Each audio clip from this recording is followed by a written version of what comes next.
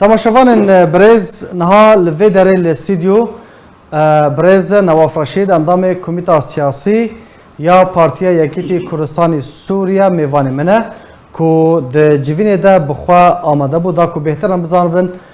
بهرگلیش مرا بحث بکه که چه مجار و بابت د جوین ده هاتن گوتو بیش کرن برز نواف تو بخیراتی سپاس بو آماده بونتا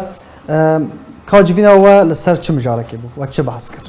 مجاره ما اشخوا ایگو هاتبون جگری سروکی اپوزیسیون شورش سوری بود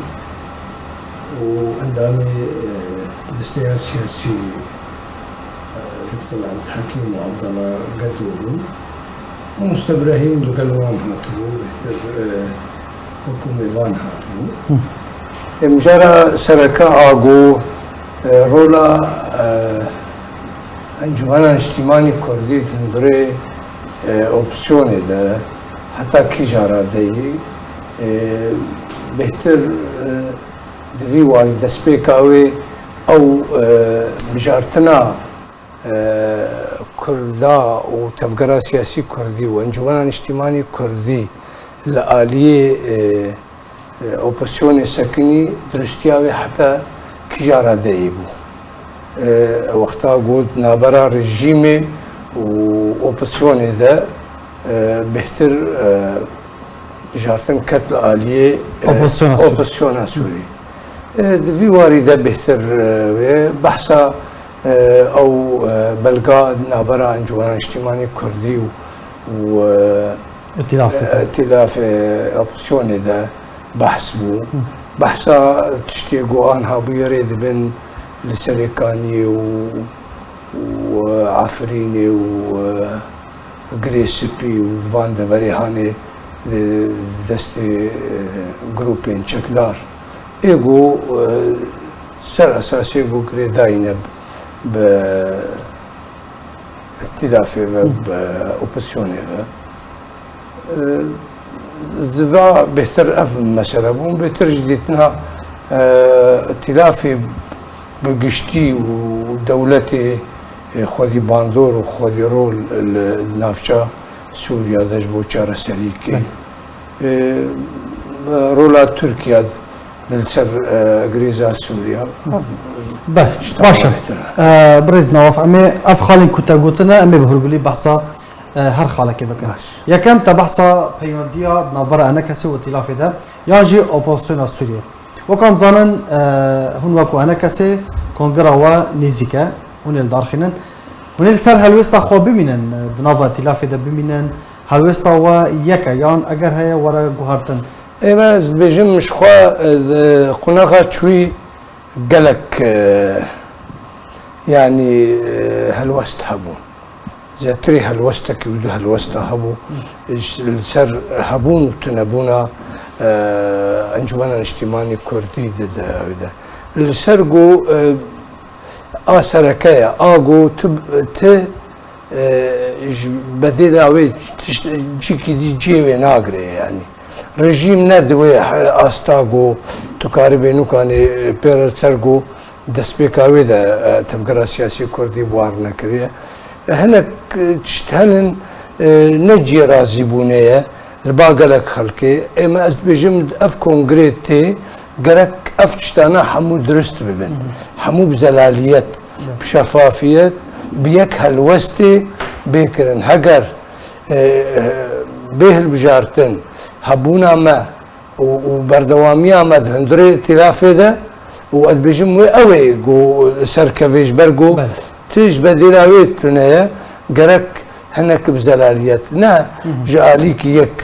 داخل يعني كي درخيني بيجي قالك ام بكشم جاليه دي جدبن باندور ورأيها هلوستك جار ناجي هلوستي ملتي مو خلقي مو ايجود الشواط يعني قالك انها براستي ودرستي وبزلالي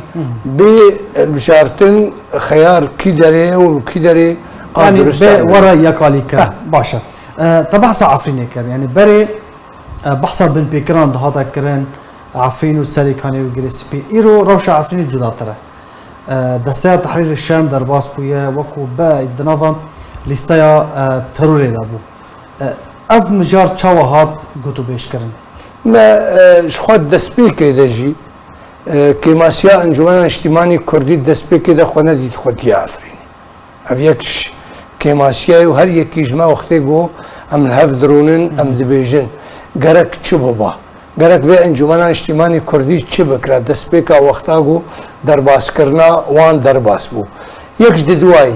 ياتي الكيلكا ايجو درباس بو بسكنيا ياتي دجيوي بسكنيا اگو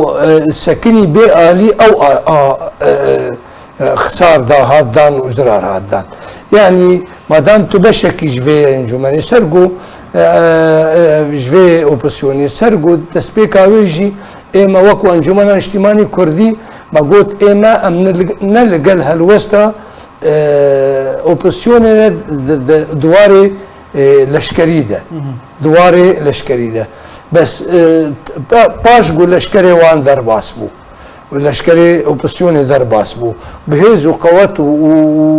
ودعم لوجستي اغو دولتات تركيا كر قالك ويدمي انجمن اجتماعي كردي خو بكره خديه عفريني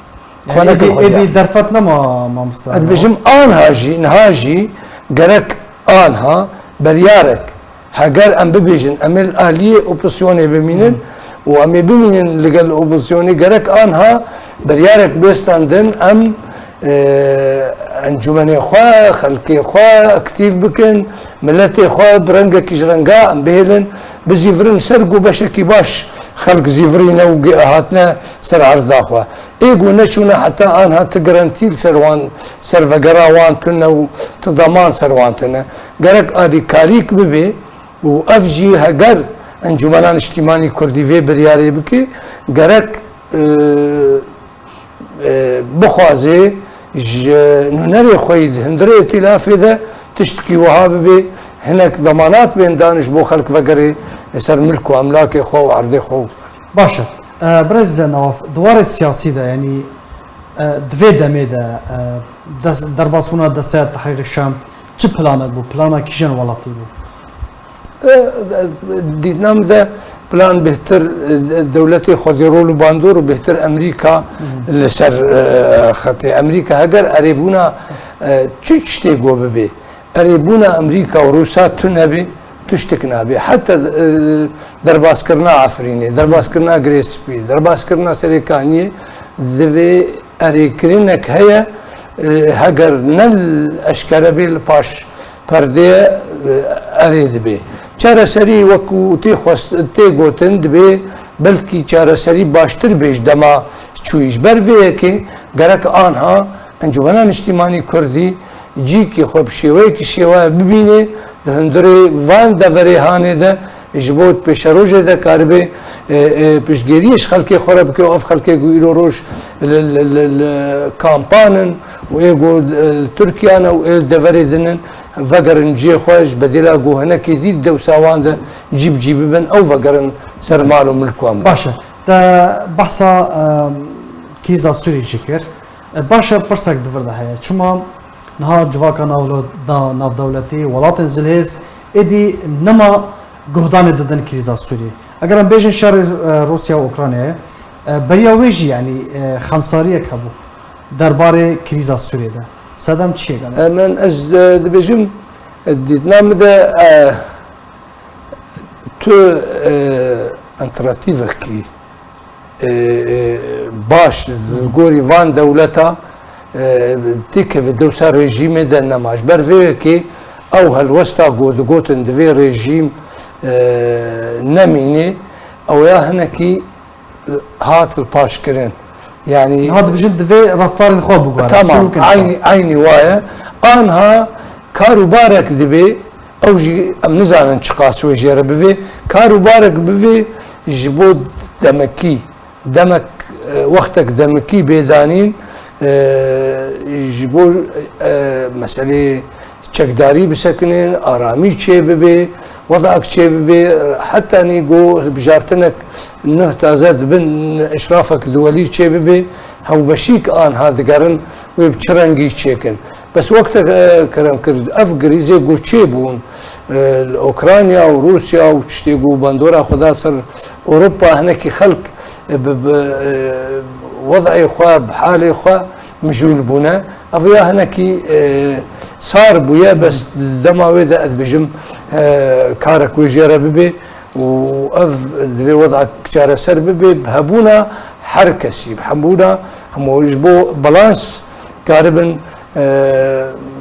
بەردەوامیە هەبوونە بەلانسێ پێکهاتیە سووریدا هەگەر سننا بن هەگەر عەلەوی بن هەگەر ئێدن بن کارێکی وها دەبێ بەس بەلکی لەسەر ئاگرێکی هێدی gelek spas ji bo birêze Nawaf Reşîd endamê Komîta Siyasî ya Partiya Yekîtî Kurdistanê Sûriye her wiha endamê nûneretiya Herêma Kurdistanê ya Anekesê gelek spas li ser beşdar bûne. Spas.